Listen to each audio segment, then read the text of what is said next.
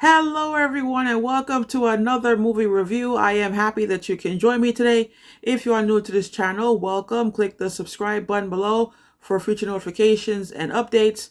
Click the like button and share this content with other movie fans. All right, when Inside Out 2 came out last month in theaters, I decided that I wasn't going to go see it because I never saw the first Inside Out. And I wasn't really curious about watching either films. But what caught my attention was a couple of days ago, at the time that I'm recording this, it's the end of July. A couple of days ago, I found out that Inside Out 2 surpassed Frozen 2 as the highest grossing animated film of all time. So it already exceeded $1 billion at the box office. And so once I learned about that, I thought, oh, okay, I need to find out what's going on here and why people love Inside Out 2 so much. Yeah, yesterday I woke up in the morning to watch Inside Out on Disney Plus, and then I took a trip to the movie theaters to watch Inside Out 2.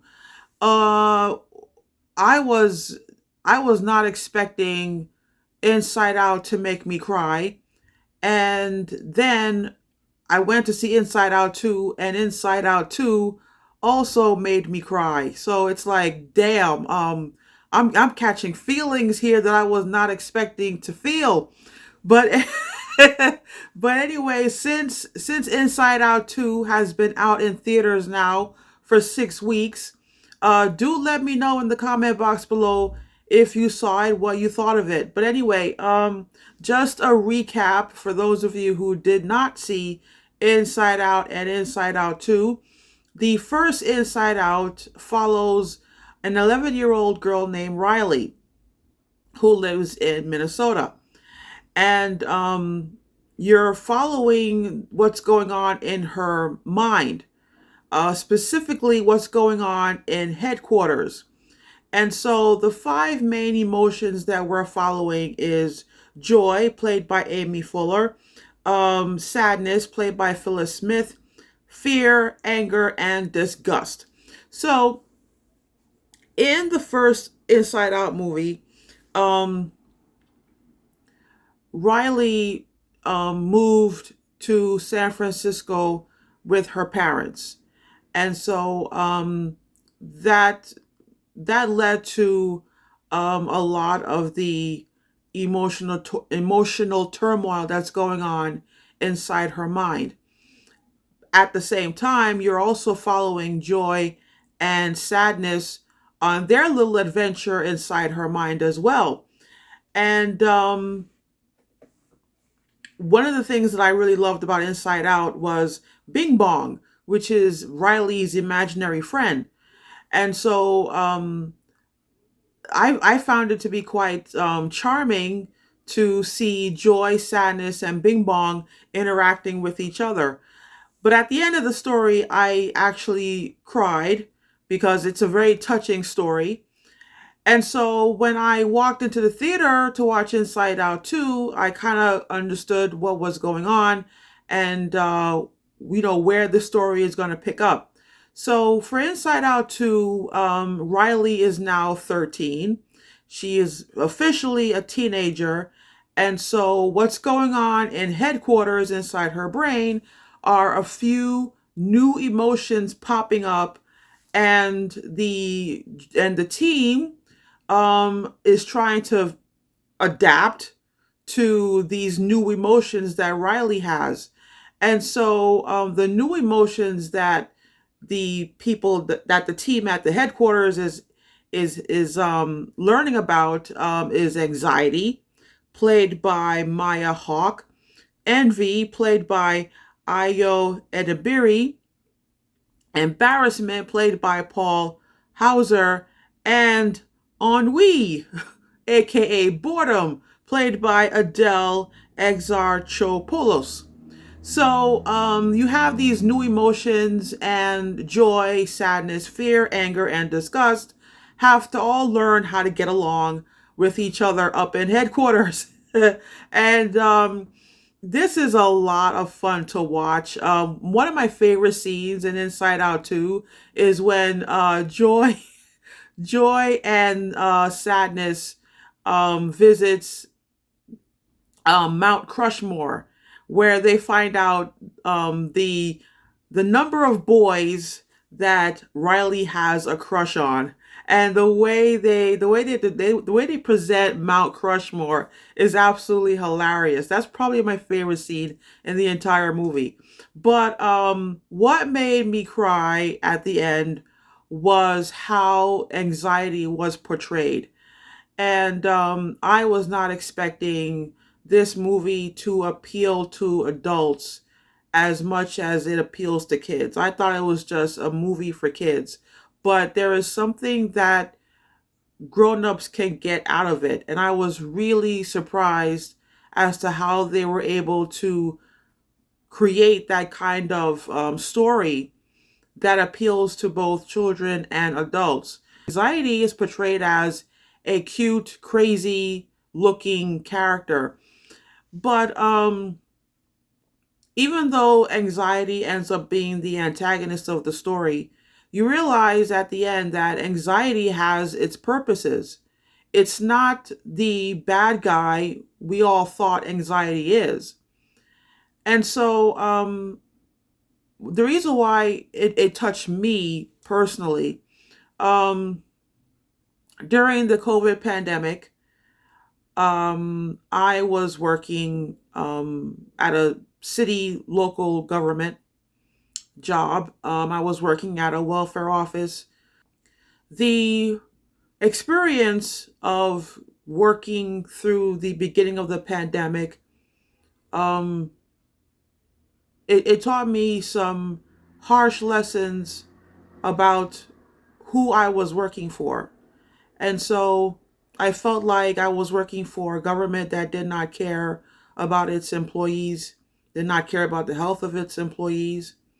And so that led to me getting COVID, that led to me getting pneumonia in both lungs. I could have lost my life in that process. So if I did lose my life, I would not have been the movie critic that I am now. And so that led to my doctor determining that I had an anxiety disorder.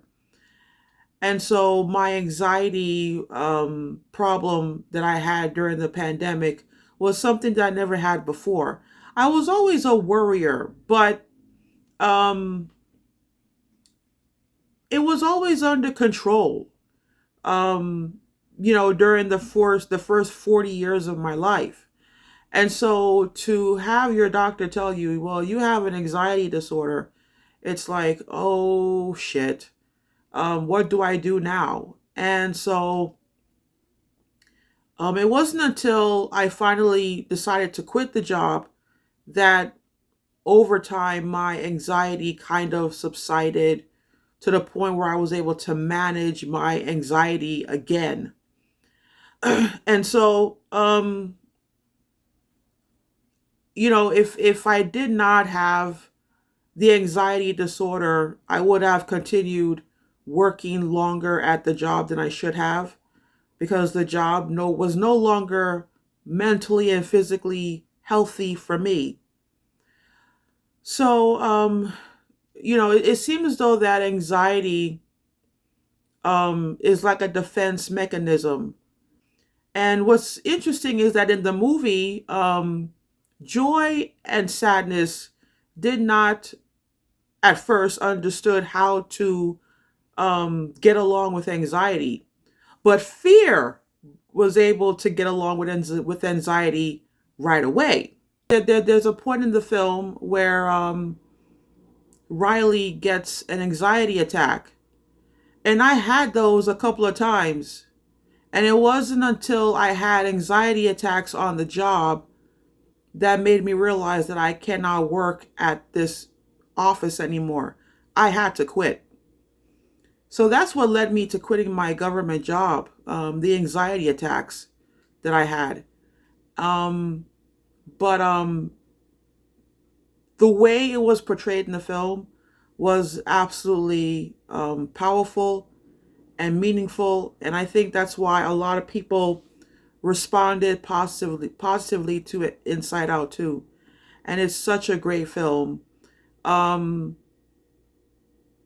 Overall, I was thinking about this really hard because after all, this is a movie review. And I'm going to give Inside Out to 5 out of 5 stars. Um, I just don't see a flaw in this film. I really don't. I think it's one of those films where the filmmakers really thought through when it came to characterization of these characters, when it came to the story, when it came to how they were going to portray what's going on in Riley's mind. Um, the climax of the film was spot on. Um, I mean, it's just a well made film, and it clocks in at an hour and 35 minutes. So it doesn't overstay its welcome. And the pace of the movie is done very, very well. It's a well paced film. So the fact that it took me 6 months to give a movie 5 out of 5 stars, that says a lot because most movies do not deserve 5 out of 5 stars. But this one does. So yeah, like, does it deserve to be the highest grossing animated film of all time? Yes, it does.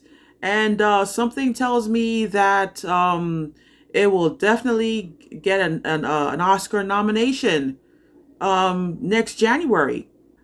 I want to thank you all for watching as usual. Again, if you watched Inside Out 2 already, let me know what you thought of the movie. What is it about that film that touched you? So let me know in the comment boxes below, and I will definitely read them. I always read the comments below. So you guys take care, and until next time, have fun at the movies.